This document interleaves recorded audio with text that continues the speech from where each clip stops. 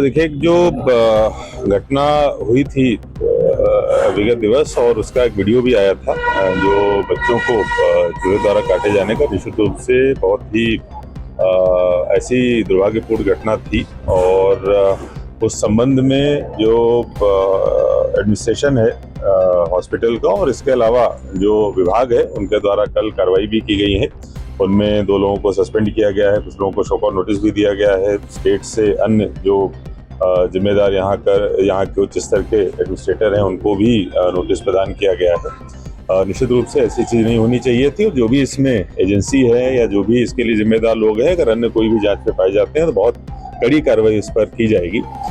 इसके अलावा जहाँ तक बात है कि जो 2 बच्चों की जो NICU में थे, जिनकी डेथ हुई है, तो उसमें जो पोस्टमार्टम हुआ है और जो स्थिति थी, जो कारण है डेथ के, वो पूरी तरीके से अलग है। उसमें से एक बच्चे की जिसकी कल डेथ हुई थी, उसमें जो मल्टीपल ऑर्गन फेल्योर उसके हुए थे, और पहले से ही जो दोनों बच्चे थे, एक का वजन 1 किलो, एक का वजन 1.5 किलो के आसपास था। दूसरे बच्चे की भी जो इंटेस्टाइन थी वो डेवलप नहीं हुई थी। तो जो पोस्टमार्टम में चीज़ें निकल के आई हैं, निश्चित रूप से अभी जो प्रेस कॉन्फ्रेंस बुलाई गई है डीन साहब के द्वारा और सुप्रिंटेंडेंट के द्वारा, ये लोग आपके जो दूसरे सवाल हैं उनका जवाब देंगे। लेकिन अभी जो वर्तमान में मेरे द्वारा भ्रमण किया गया है कि वैसी स्थिति दोबारा निर्मित ना हो, ये कैसे सुनिश्चित किया जाए, इसके लिए जो पेस्ट कंट्रोल और सारी चीज़ें हैं, उनको एक और इंडिपेंडेंट एजेंसी को भेजकर हम लोग ऑडिट भी कराएंगे। अगर उसमें कोई समस्या दिखेगी तो हम लोग उस पर करेक्टिव मेजर्स भी लेंगे।